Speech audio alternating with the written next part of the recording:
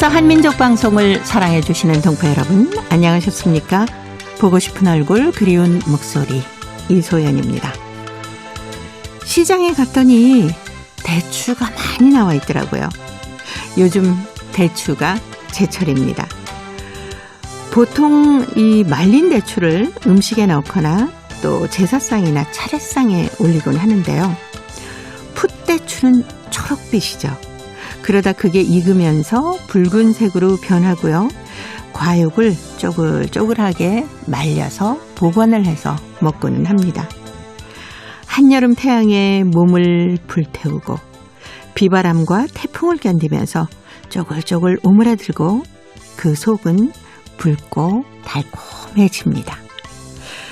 세차게 내린 비와 뜨거운 햇볕을 견딘 대추가 늦가을에 가장 큰 단맛을 내듯이 우리의 삶도 나이가 들수록 달콤해졌으면 좋겠네요.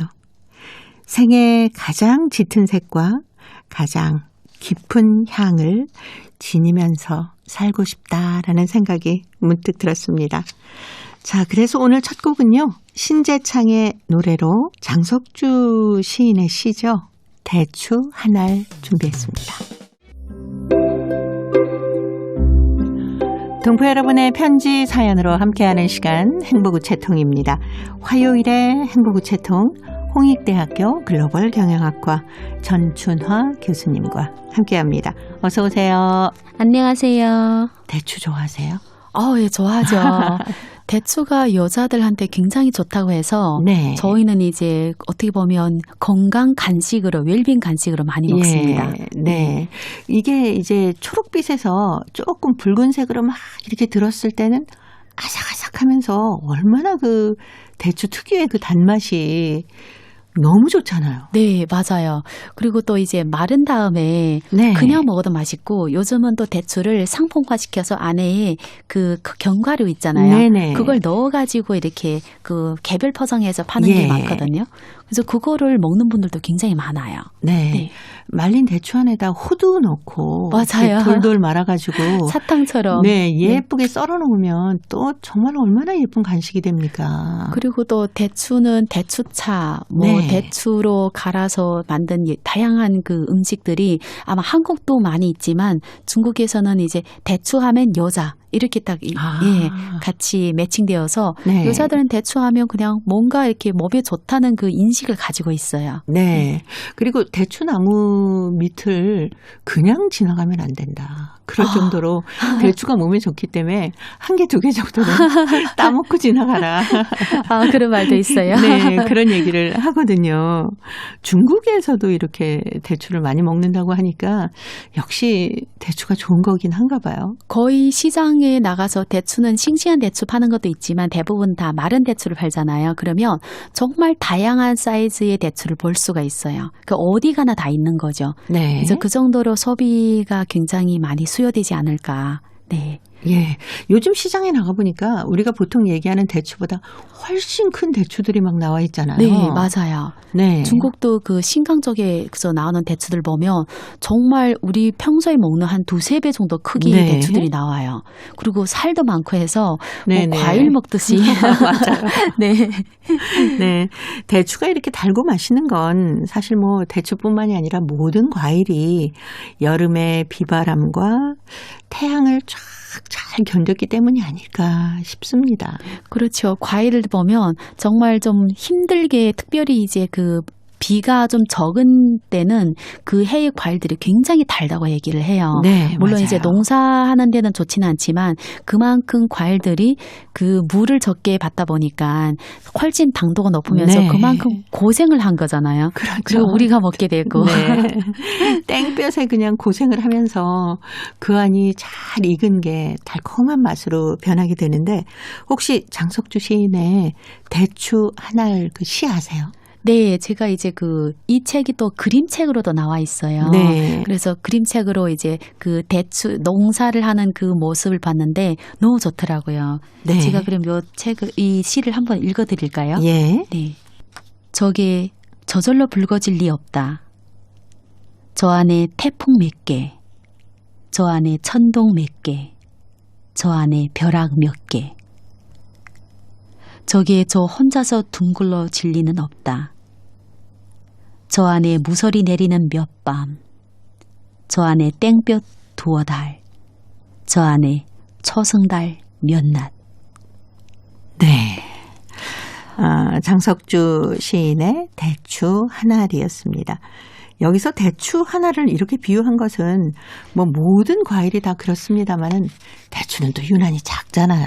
그렇죠. 사과나 감이나 뭐 배 그리고 복숭아 이런 과일에 비하면 아주 작은 그 단단하고 알찬 열매이기 때문에 훨씬 더 이렇게 노래를 하지 않았을까라는 생각도 그리고 드네요. 요 작은 열매인데 네. 빗바람을 견뎌야지, 땡볕을 견뎌야지, 그리고 짧은 시간 동안 긴 시간 동안 이렇게 와서 나중에 저희들 먹게 됐다는 자체에 네.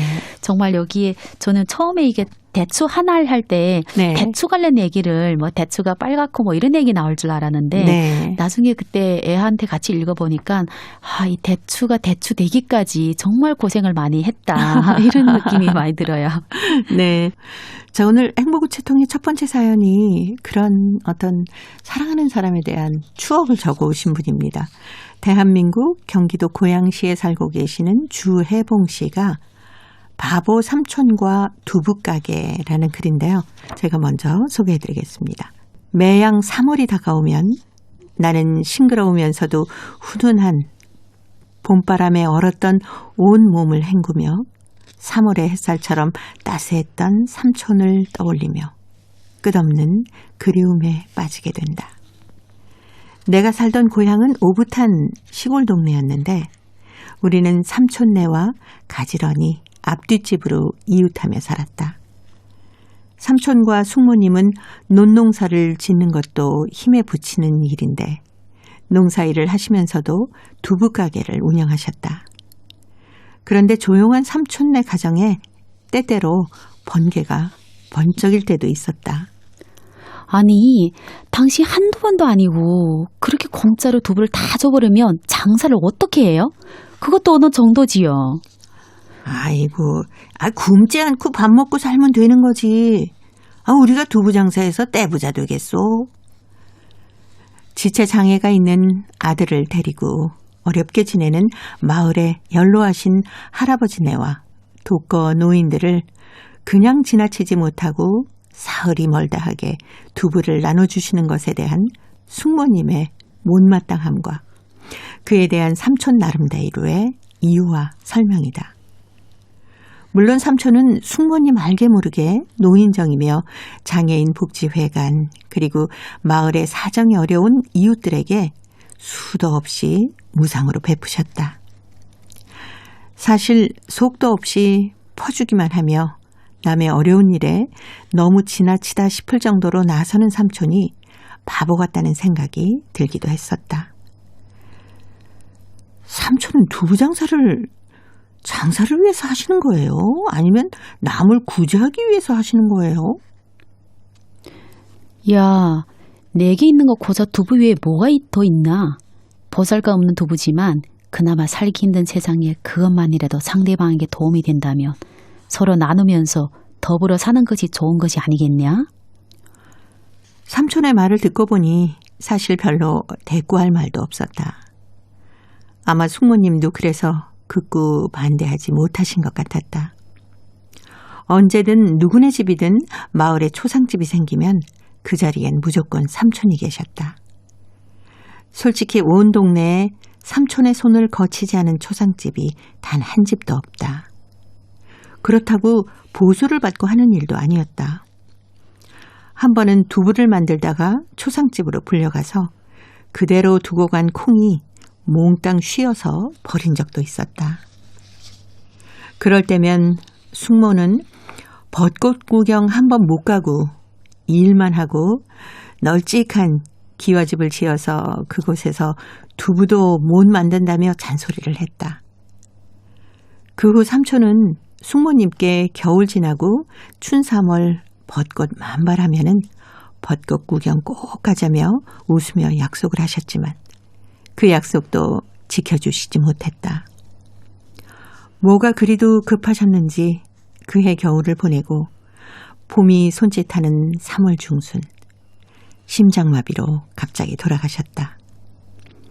더듬어 보면은 내 추억의 깊은 곳에 25년간 앙금처럼 고스란히 잠들어 있던 지워지지 않는 영화 같은 한 장면이다. 지금은 숙모도 삼촌도 그 두부가게도 더는 이 세상에 존재하지 않는다. 하지만 그 찐하면서도 은근한 바보 삼촌의 냄새는 오늘도, 아니 영원히 내 가슴 속에 오롯이 스며 있을 것이다. 코로나19로 숨쉬기조차 힘든 오늘날, 바보 삼촌과 그 두부가게가 유난히도 그리워진다. 라는 사연이었습니다. 네. 편지를 보내오신 주혜봉 씨 삼촌 되시는 분이 정말 너무 베푸는 삶을 사시던 분이네요. 그 주위 돌아보면 네. 정말 그런 분들이 계세요. 특별하게 돌출하진 않는데 항상 동네에서 무슨 굳은 일이 있거나 뭐 큰일이 있을 때는 네. 이분이 항상 나타나는 거죠. 그렇죠. 그렇다고 막 눈에 띄게 굉장히 잘 나가나 그러진 않았는데 네. 뭔가 이분이 없으면 안 되는, 네, 그런 분들을 보면 항상 따뜻하고 누굴 봐도 그냥 잘 웃어주시고. 네. 네. 그리고 다른 집안에 어떤 힘들고 어려운 일이 있으면 내 집안일처럼 가서 이렇게 봉사도 해주시는 분들이 바로 이런 분들 아니십니까? 그렇죠. 특별히 이제 동네에 마을에서 살 때는 저도 외할머니 집에 이제 가보면 동네잖아요. 초장집이나 이런 거는 정말 누가 전화해서 오라는 거 아니라 그냥 의무적으로 그곳에 있는 남자분들이 항상 네네. 그분들이 같이 팀으로 움직이는 것 같아요. 약속하듯이. 예. 그래서 갑자기 그 외할머니 댁에 있을 때 그 동네에 있는 그 아저씨 생각이 나네요. 네. 네. 아마 그분도 우리 주혜봉 씨 삼촌분하고 비슷한 분이셨나 봐요. 네. 동네에 인자하신 아저씨. 그래서 항상 보면 기분이 좋고 든든하고 네. 안전하고 그런 느낌을 주는 아저씨거든요. 예. 그분을 만나면 뭔가 어려운 일도 다 해결할 수 있을 것 같고. 맞아요. 막 믿음직스럽고. 뛰어가다가도 보게 되면 자연스럽게 공손하게 인사를 네, 하게 되고. 안녕하세요. 네, 맞아요. 선비 같은 그런 사람이거든요. 네. 지금 주혜봉 씨는 삼촌이 바보 같다라고 얘기를 하셨는데 그거는 그냥 하는 소리고 얼마나 삼촌에 대한 어떤 이제는 감사함 그리고 나도 삼촌처럼 살아야겠다라는 마음을 갖고 있는 표현인 것 같아요. 그렇죠. 바보 양반 삼촌이죠. 네. 근데 숙모님은 옆에서 보실 때 조금 힘드셨을 거예요. 왜 그러는가 하면 이런 분들은 오히려 더 가족분들한테는 그 다른 사람 많이 위하다 보니까 정작 내가 사랑하는 가족에는 소홀할 때가 있어요. 그러나 뭔가 이 두 가지 일이 발생했을 때 내 가족 일이냐 밖의 일이냐 밖의 일을 먼저 처리하거든요. 네. 그러다 보면 집안에는 이제 숙모님이 거의 다 이제 지탱을 하고 있는 거죠. 그 속이 많이 타고 저와 그것 때문에 결혼했었던 것 같아요. 그런데 또 그것 때문에 속을 태우고 속 썩이고. 네. 그러면서도 옆에서 쭉 곁을 지켜주신 거 보면은 숙모님도 마음이 따뜻한 분이 아니셨을까. 그렇죠. 네. 그냥 잔소리만 하다 뿐이지 만약 정말 격하게 하면 그렇게 하고 싶어도 하지 못하거든요. 그래서 너그러운 사람들 보면 그 뒤에 있는 또 너그러운 그 가족분들이 지지하기 때문에 가능합니다. 그래서 숙모님도 참 좋은 분이라고 생각합니다. 네. 아마 그 삼촌이 그 두부를 그렇게 나눠주지 않으셨더라면은 숙모님이 또 나눠주셨을 맞아요. 수도 있을 것 같아요. 누군가는 두 분 중에 꼭 한 사람이 그렇게 하고 또 한 사람은 네. 말만 하는 거지 그냥 이제 눈 감고 가봐주는 거죠. 그렇죠. 네. 근데 아쉬운 건 내년 봄에 벚꽃 구경 시켜줄게라고 했는데 그 약속을 못 지키시고 뭐 그리 바쁘다고 황망하게 가셨는지 저희들도 사연을 읽는 내내 좀 마음이 안타까웠습니다. 근데 중국에서도 두부를 굉장히 즐겨 먹나 봐요. 저희 집 같은 경우에는 제가 네. 집에서 어릴 때 하는 일이 두부 사는 담당이에요. 그래서 우리 때는 두부표가 네네. 있었거든요. 네. 아침에 6시 전에 가 사와야 돼요. 그래서 지금의 파는 두부보다 제 생각에는 한 절반 정도? 2배 정도 더 컸는데 네. 아침마다 가서 두부를 사옵니다. 그리고 저는 두부를 너무 좋아해요. 네. 순두부, 모두부, 건두부, 아무튼 저도요. 두부로 만든 걸 너무 좋아해서 제가 이제 그 중국에 있는 동포들도 너무너무 좋아합니다. 그래서 그 연변 가면 두부로 만든 요리들이 정말 네. 다양하게 있거든요. 네. 두부로 만든 요리 좀 쉽고 간단하게 할 수 있는 거 저희들이 하는 뭐 찌개나 부침, 뭐 조림 뭐 이런 거 외에 중국에서 좀 특별하게 맛있는 거 간단하게 소개해 주시면 뭐 있으세요? 아무래도 중국은 볶음 요리를 많이 하니까 한국에는 네. 이제 두부를 기본적으로 그 뭐죠? 김치 두루치기 뭐 네네네. 두부 이런 거만 하는데 예. 중국은 두부를 이제 튀김하는 걸 해요. 네. 튀겨가지고 그다음 거기에다가 양념을 해서 찍어 먹는 것도 있고 또 두부 자체를 그 고기랑 같이 그러니까 별도로 다 요리를 해가지고 나중에는 네. 우리가 그 뭐죠 그 마파두부? 탕수육 네네. 마파도 두부 먹는 것처럼 또 지역마다 자기의 소스가 있어요. 그래서 두부도 북방 두부는 한국 두부와 비슷한데 남방으로 내려가면 순두보다 더 여리여리한 두부가 있어요. 그래서 네. 컵두부. 그 우리가 일본에서 먹는 그런 두부처럼 네네네. 그런 아주 부드러운 두부들이 거. 굉장히 많거든요. 네. 그래서 그리고 아침에 대용으로 우리가 먹는 그 두부 요리가 있는데 순두보다 더 연한 두부가 있어요. 그거를 아침 대용으로 이제 먹는데 너무 맛있어요. 저는 이제 갑자기 두부만 얘기하니까 군침이 돌아서 네.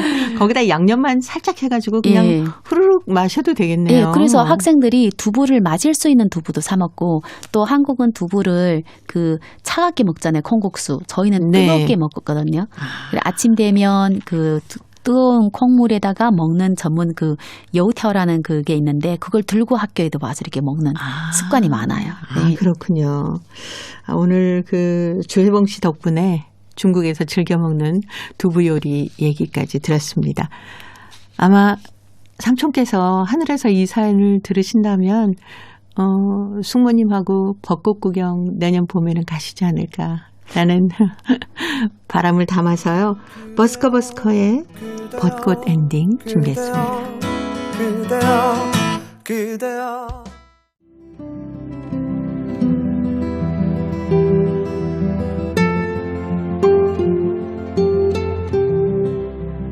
동포 여러분의 따뜻한 사연으로 아름다운 추억을 만들어 드립니다.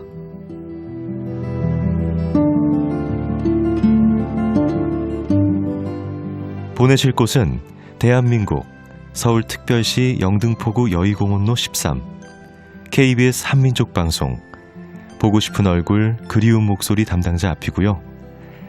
인터넷 주소도 알려드립니다. KBS 홈페이지 www.kbs.co.kr에 접속하신 다음 라디오, 한민족방송, 보고 싶은 얼굴 그리운 목소리를 순서대로 클릭하신 다음 청취자 참여 코너에 글을 남기시면 됩니다.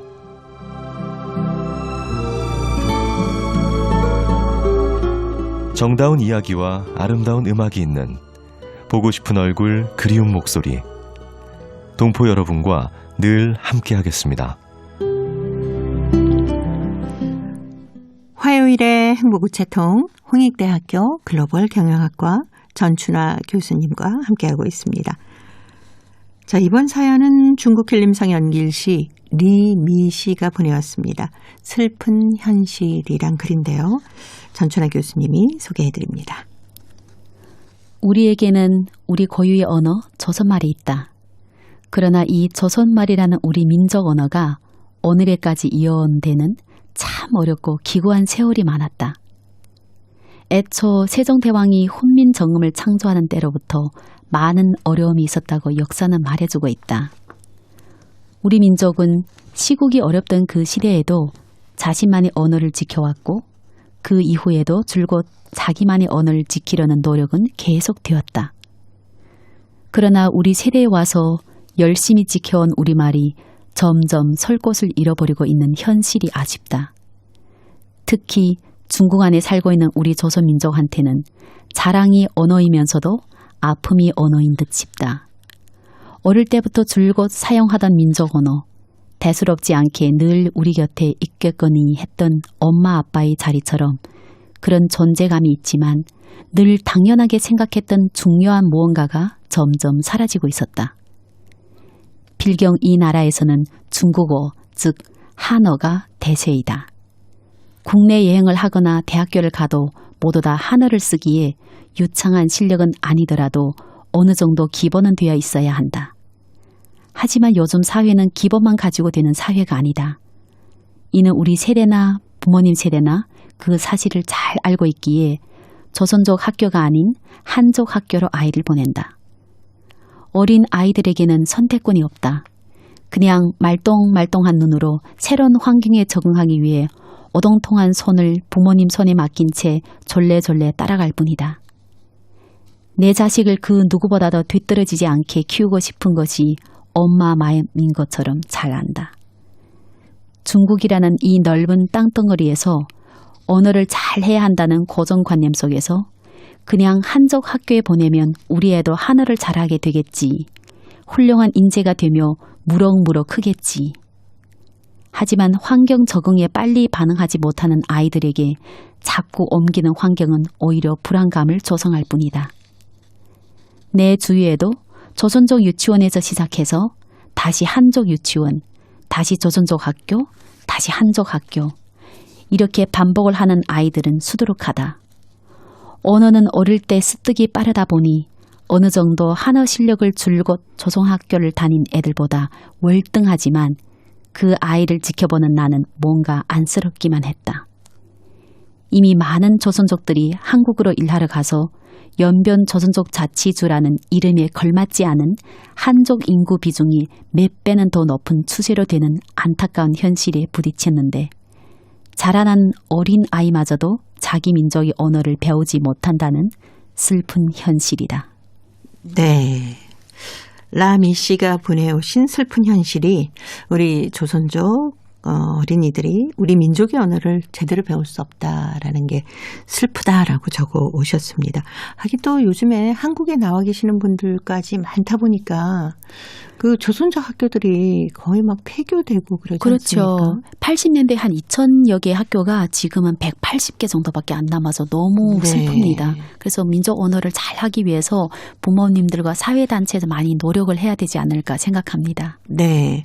특히 또 이 한족 학교에 다시 좀 중국어 잘할 수 있도록 보내면 적응 못하면 다시 또 조선족 학교로 오고 또 막 이렇게 왔다 갔다 하다 보면 더 정체성이 힘들어지지 않을까요? 정체성도 힘들고 조선민족의 우수 문화도 사실 접하다가 또 잊어버리고 이러기 때문에 오히려 한 곳에서 조선족 학교를 쭉 다니면서 한족 학교에서 공부하는 책을 많이 보는 것도 한 개 좋은 방법이 아닐까 하는 생각도 많이 들죠. 네. 그런 어머님들께는 어떤 조언을 해주세요? 처음부터 한족 학교에 보내세요. 저는 이제 무조건 어떻게? 조선 민족의 문화를 잘 알아야 된다고 생각합니다. 네. 우리의 강세가 이중 언어이기 때문에 중국에 살면서 우리의 중국 그 조선 민족 언어를 잘 알고 또 그러다 보면 또 책으로는 중국의 많은 고전을 또 많이 읽는 습관을 하다 보면 네. 이중 언어가 잘 되어 있게 됩니다. 사실 그렇죠. 부모님 그렇게 걱정 안 해도 되거든요. 저도 마찬가지로 조선족 학교를 다니고 나중에는 한족 학교를 갔지만 지금 한국어와 중국어가 크게 문제가 없어요. 네. 그래서 이중 언어를 잘 할 수 있는 두 문화를 잘 알 수 있는 인재를 키울 수 있게 민족 문화를 잊어먹지 말게 잘 교육시켜야 되는 게 우선인 것 같습니다. 네. 아마 많은 어머님들이 참고하셨을 것 같아요. 혜은이가 불러주는 당신은 모르실 거야 들으면서요. 홍익대 글로벌 경영학과 전출아 교수님과는 다음 주에 또 뵙도록 하겠습니다. 고맙습니다. 감사합니다.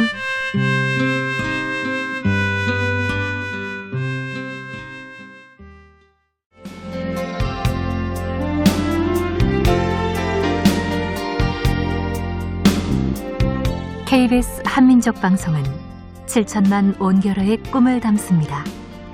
지구촌 곳곳으로 뻗어나간 한민족의 중심 채널 KBS 한민족 방송은 더 나은 미래를 위한 초석이 되고자 합니다. 여기는 대한민국 서울에서 보내드리는 KBS 한민족 방송입니다. KBS 한민족 방송 보고 싶은 얼굴 그리운 목소리 함께하고 계십니다. 이제 동포통신원들과 전화를 연결해서 여러분 계신 곳에 새로운 소식을 함께 듣겠습니다. 통신원 리포트인데요. 오늘은 중앙아시아 카자흐스탄과 러시아 사할린 지역의 소식 준비했습니다. 먼저 카자흐스탄으로 가보겠습니다. 김상욱 통신원 전화 연결돼 있네요. 김상욱 통신원 안녕하셨습니까? 네, 안녕하세요. 알마티 국립사범대학교에 한국어 교육학과가 다시 생겼다면서요? 네, 그렇습니다. 카자흐스탄의 이제 대표적인 명문 사범대학인 알마티 국립사범대학교에 한국어 교육학과가 이제 9월부터 다시 문을 열고 신입생 40여 명을 선발하였습니다. 대학 측은 이제 중국어, 터키어과 등이 있는 동방학부 또는 뭐 동양학부 이렇게 부르는데요. 네. 학부 아래에 이제 한국어 교육학과를 설치하고요. 10단 출발을 시작하였습니다. 이에 따라서 알마티에 있는 한국교육원은 이제 이 과의 안정적인 운영을 위해서 원어민 이제 한국어 교원 그리고 또 그 학습용 교재 등을 적극 지원하기로 했고요. 또 지속적으로 한국어 교육 및 한국어 교원 양성을 지속적으로 돕기로 했습니다. 뿐만 아니라 이 교원 양성 지원을 하기 위해서 한국어 교육원에서 교육 실습이 이루어질 수 있도록 협조했고요. 또 졸업생들이 또 한국어 교원으로서 전문성을 갖추면 교육원 강사로 또 이렇게 채용할 수 있도록 하겠다고 했고요. 네. 또 일반 학교, 우리 여기 현지의 일반 초중고등학교 학교에서 한국어 교사로 이제 근무할 경우에는 또 일정 정도의 어떤 그런 교육 활동에 좀 도움이 될 수 있는 그런 지원도 이루어질 수 있도록 하겠다라고 했습니다. 사실 카자흐스탄에는 한국어를 배우고 싶어하는데 이 소위 말해서 한국어 수강생 또 한국어를 배우고 싶은 학생들 또 이 성인층들이 참 많습니다. 네. 그렇지만은 또 제대로 한국어를 가르칠 수 있는 한국어 교원을 양성하는 어떤 체계적인 교육 과정 이런 것을 운영하는 대학은 사실 거의 없는 실정이거든요. 그래서 이번 알마티 국립사범대학의 한국어 교육학과의 제재를 계기로 체계적인 한국어 교육 양성 과정이 이제 구축될 것으로 기대됩니다. 네. 이 한국어 교육학과를 새롭게 또다시 만든 알마티 국립사범대학교는 어떤 학교인지 좀 설명해 주세요. 예, 이 대학교는 이제 아바이 국립사범대학교라고 또 줄여서 그냥 아바이 대학이라고 불리는데요. 이 아바이는 카자흐스탄의 민족 시민이자 계몽사성가입니다. 그래서 이분의 그 이름을 따서 아바이 명칭 국립사범대학 이렇게 부르는데요. 이름에 걸맞게 교육학 분야에서 최고의 전문성을 갖춘 대학입니다. 그리고 한 90년의 역사를 갖춘 명문대학입니다. 이 대학은요 이미 91년에 우리 고려인 동포 지도자들의 요청을 받아서 조선어과를 연 적이 있습니다. 네. 그리고 10여 년, 그러니까 거의 한 17년 정도 학과를 운영했던 대학입니다. 그 당시에는, 북한에서 파견된 교수님들이 이제 커리큘럼을 짜고 또 학생들 가르치면서 학과의 기틀을 잡았었거든요. 그리고 뭐 또 이 소식을 전한 저와도 인연이 있는 대학이기도 합니다. 네. 제가 카자흐스탄에 오게 된 것도 95년도 이 학교에 교수 자리가 하나 났다고 해가지고 제가 지원을 했고, 네. 예, 부임한 후로 이제 북한에서 파견된 교수님들과 함께 일하면서 조선어과를 이제 한국어과로 바꾸었던 어떤 그런 곳이기도 합니다. 네. 오늘 소식 잘 들었습니다. 예, 감사합니다. 네, 고맙습니다. 이어서 사할린으로 가볼까요? 배순신 통신원 만나보겠습니다. 배순신 통신원 안녕하셨습니까? 네, 안녕하세요. 반갑습니다. 네, 반갑습니다. 러시아 유즈노 사할린스크에 아리랑소 공원이 새로 생겼다고 하는데 어떤 곳인지 소개해 주십시오. 지난 10일 유즈노 사할린스크에서 아리랑소 공원을 개장했습니다. 이날 날씨도 맑고 방문객들도 들뜬 가운데 시작된 소공원 왕국식은 아동예술학교 학생들의 신나는 풍물 노래로 시작되었습니다. 아리랑소 공원은 사할린 한인문화센터에 자리하고 있습니다.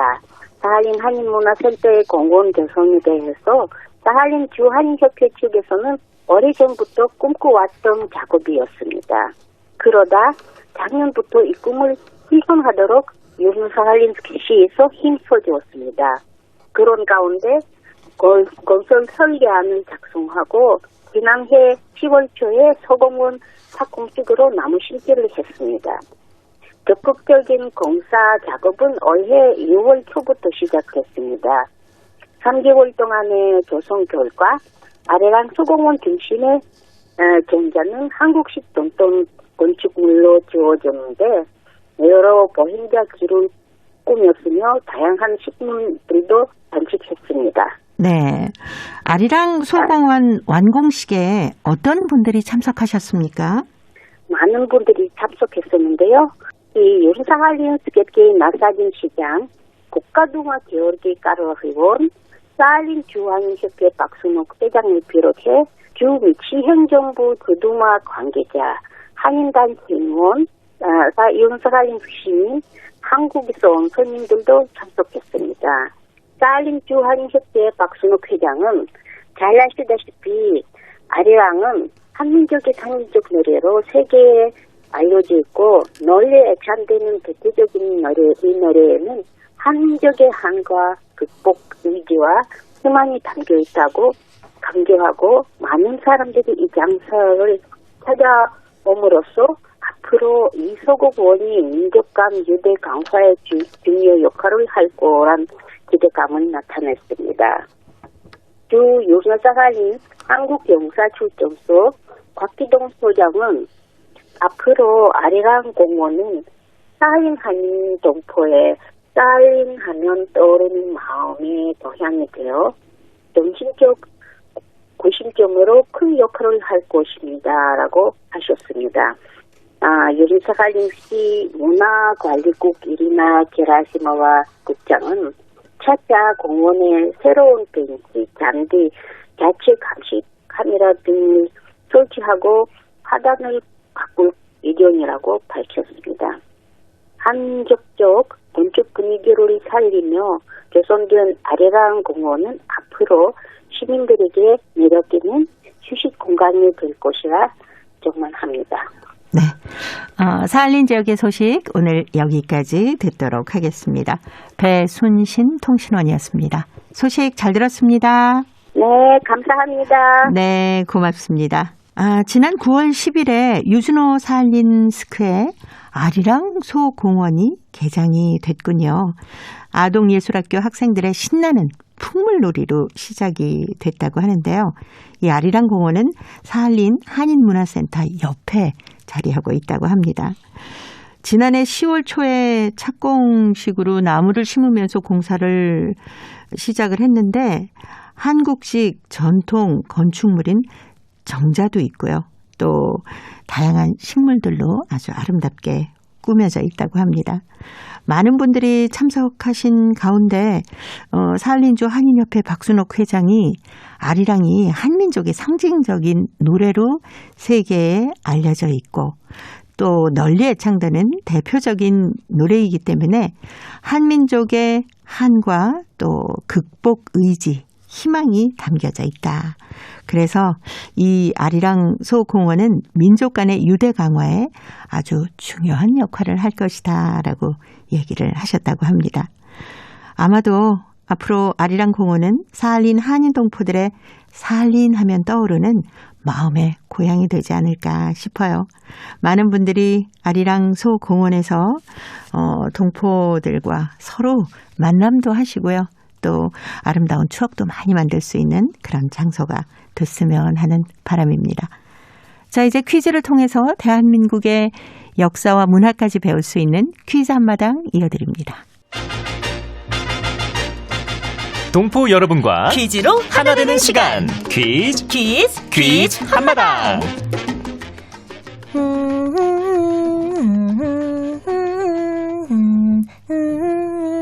어우, 뭐 좋은 일 있어? 콧노래를 다 부르고. 가을이잖아. 가을이라고 그렇게 기분이 좋은 거야? 그럼 저 맑은 하늘을 좀 봐. 어떻게 기분이 안 좋을 수가 있겠냐? 하늘이 높긴 하네. 저기 저 꽃들도 좀 봐. 가을바람에 하늘하늘 거리는 게 너무 예쁘지 않아? 에이, 맨날 피어있는 꽃이잖아. 맨날 피어있는 꽃이라도 특별하게 보일 때가 있잖아. 그런가? 저렇게 감성이 메말라서야. 에이, 감성이 밥 먹여주는 것도 아니고. 어련하시겠어. 근데 저 꽃이 무슨 꽃인지는 알아? 그럼 이것이잖아. 오, 그건 안 해? 다른 꽃은 몰라도 저 꽃은 알지. 저 꽃도 학교에서 배운 거야? 아니, 우리 엄마가 제일로 좋아하는 꽃이 바로 저 꽃이야. 그래? 어렸을 때 엄마가 우리 집 앞에다 저 꽃을 심어놔서 가을만 되면 저 꽃이 활짝 피었어. 아, 그랬구나. 나한테는 저 꽃이 엄마 꽃이나 마찬가지야. 나도 저 꽃 좋아하는데. 그래? 어쩐지 너한테서 우리 엄마의 향기가 느껴지더라고. 뭐야. 그만큼 예쁘다고. 저 꽃보다? 그럼 저 꽃보다 이정이 네가 100배 1000배는 더 예뻐. 남자친구가 여자친구한테 이 꽃보다 더 예쁘다고 하는데 이보다 더 기분 좋은 칭찬이 없겠네요. 네, 그러게요. 요즘 거리를 걷다 보면 길거리나 공원에서 이 꽃을 많이 볼 수 있죠? 네, 이 꽃은 늦여름에서 초가을까지 우리나라 어디에서나 볼 수 있습니다. 이 꽃은 멕시코가 원산지인데요. 보통 관상으로 많이 심지요. 가을의 전령사나 다름없고 대표적인 가을꽃이 바로 이 꽃입니다. 자, 여기서 문제 나갑니다. 가을하면 가장 먼저 떠오르는 꽃입니다. 길가에 많이 피어 있는데요. 6월부터 10월까지 피는 이 꽃은 흰색, 연분홍색, 붉은색, 색깔이 다양합니다. 이것의 꽃말은 소녀의 순결, 순정입니다. 가을의 전령사인 이 꽃은 무슨 꽃일까요? 자, 보기 드립니다. 1번 벚꽃, 2번 코스모스, 3번 웃음꽃. 정답을 보내주신 분 가운데 일주일에 한 분 추첨해서 소정의 상금이나 상품을 보내드립니다. 퀴즈 한마당 지금까지 성우 유선일 한희정이었습니다. 네, 바로 가을을 상징하는 게 이 꽃이죠. 파란 가을 하늘 아래 흰색, 핑크색, 보라색, 형형색색의 이 꽃이 피어있는 걸 보면은 마치 동화 같은 풍경이다 라는 생각을 지울 수가 없습니다. 이 풍경을 보고 그냥 지나칠 수가 없어서 이 꽃을 배경으로 사진을 찍는 사람들 참 많습니다. 그리고 전국에서는 이 꽃 축제가 열리기도 하는데요. 지난해에는 코로나19 때문에 이 꽃 축제를 취소하는 곳이 대부분이었는데 올해는 이 방역 수칙을 잘 지키면서 축제를 진행하는 곳도 있다고 하네요. 축제에 직접 가지는 못해도 집 근처 공원이나 길거리에도 이 꽃들이 많이 피어 있으니까 이 가을이 가기 전에 좋은 추억들 많이 만들어 보시기 바랍니다. 정답은 찾으셨나요? KBS 홈페이지에 접속하신 다음에 라디오 한민족 방송 보고 싶은 얼굴 그리운 목소리를 순서대로 누르시면은 청취자 참여란이 있습니다. 여기에 정답도 적어주시고 그리고 행복우체통에 이 꽃에 대한 사연도 좀 재미있게 엮어서 많이 보내주시기 바랍니다. 고려인들의 역사를 재조명하고 그들의 삶의 애환을 살펴보는 시간입니다. 고려인 이야기. 사단법인 고려인 마을 역사유물전시관의 김병학 관장님 전화로 만나 뵙도록 하겠습니다. 관장님 안녕하셨습니까? 네, 안녕하십니까? 네, 일주일 동안 잘 지내셨습니까? 네. 잘 지냈습니다. 예. 홍범도 장군이 구한말에 의병 운동을 하기도 했잖아요. 네, 그렇습니다. 네, 그 얘기 좀 들려주십시오. 홍범도 장군은 사실은 의병 활동을 하면서 독립군 활동까지 정말 그분은 온 생애를 우리의 자주 독립을 위해서 싸우셨는데 이분은 사실은 처음에 첫 직업이 1883년에 평양에서 군인 나팔수로 복무를 했는데 네. 그분은 그 당시에 우리나라 그 관리들이 부패해 있었기 때문에 식량 같은 걸 이렇게 제대로 주지 않고 그래서 배고픔에 굶주려서 나중에 탈영을 하게 됩니다. 네. 그래가지고 그 뒤로 여기저기 전전하면서 제지소에서 일을 하기도 하고 1891년에는 금강산 신계사로 들어가서 스님이 됩니다. 그런데 그때 스님이 됐을 때 지담 스님으로부터 글도 비로소 우리 한글 글을 깨우치고 승병들의 활동에 대한 이야기도 들었다고 합니다. 거기서 민족의식을 깨우쳤는데 네. 그 뒤로 이제 1895년에 우리나라에서 일어난 게 우리나라 명성황후를 일본 그 정말 잔혹하게 일본인들이 네. 시한 을미사변이 일어나죠. 을미사변이 일어나고 또 단발령 우리 그 서양식으로 그 두 발을 자르라는 여기에 반발해가지고 많은 그 의병이 일어나거든요. 전국적으로. 이때 홍범도 장군이 처음으로 그때는 이제 수가 많지 않았죠. 그 10여 명의 부대원을 데리고 의병을 일으켜서 이때부터 의병 전투를 하고 싸우기 시작합니다. 그리고 나중에는 이제 그 의병 활동에 대해서 이제 추격 체포를 해오니까 그걸 피해서 산으로 들어가서 포수 활동을 하고 그러면서 계속 의병 활동을 해왔습니다. 그런데 이제 이분의 의병 활동의 정점은 1907년에 우리나라 그 청미 7조약에 의해서 우리나라 군대를 해산해 버리죠. 네. 그때 이 군인들이나 이런 경우들이 의병 투쟁을 많이 했는데 이때 홍범도 장군도 농민하고 보수들 모아서 의병 운동을 합니다. 처음에는 대부대를 거느리고 전투를 벌였는데 이게 일본군 대규모 병력하고 정규군하고 이렇게 무기도 그렇고 여러 가지가 정말 그걸로는 승산이 없었죠. 그래서 그 뒤로 전환한 게 유격전술입니다. 내복하고 기습하고 그래가지고 1907년에 7년에 37회에 걸쳐서 의병활동을 해서 일본을 대파하고 그때부터 홍범도 장군이 널리 알려지게 됐죠. 네. 아무래도 활동 무대가 평안도나 함경도 지역이었겠네요. 그렇습니다. 홍범도 장군은 주로 함경도에서 많이 했고 평안도나 강원도에서도 일부 전투는 했습니다만은 주로 함경도에서 이렇게 하면서 나중에는 이제 두만강을 자연스럽게 건너기도 하셨죠. 네네. 뭐 그러다 보니까 일본군이 홍범도 장군을 체포하기 위해서 혈안이 됐겠습니다. 네, 그랬습니다. 그래서 사실은 홍범도 장군 가족의 이렇게 비극이 생겼는데 홍범도 장군이 신출귀몰 하면서 일본군에게 대대적인 타격을 가하니까 홍범도 장군을 어떻게 하든 붙잡아 보든지 보복을 해보려고 정말 잔인하게 일진 회원들을 사주해가지고 홍범도 장군의 그 부인, 이분은 사실은 이름도 전하지 않죠. 홍범도 장군의 부인은 이분도 사실은 스님이었다고 그래요, 비군이.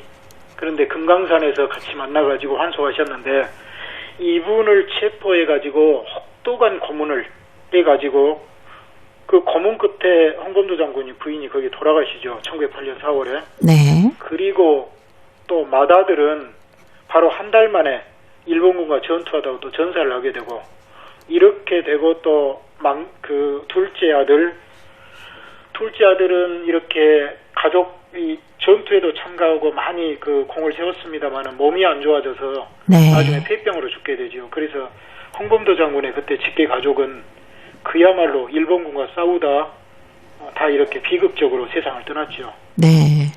참 가슴 아픈 사연입니다만 이런 내용이 홍범도 일지에 다 기록이 되어 있다면서요.